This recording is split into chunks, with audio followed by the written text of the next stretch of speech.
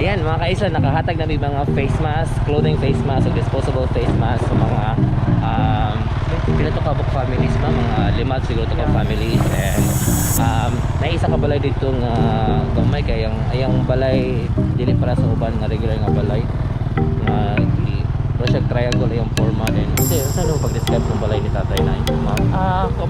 Kuara ka na kaya dili balay-balay. Balay-balay no, para gitagpi-tagpira ng Yes. kuan. And karon mato na po ni sa another area nga so actually sulunon siya and challenging kay sa mong motor kay gikan magunog-ulan so lapok ba. And I don't know kung asa tama ni hala. What can we get if we sail a little bit high?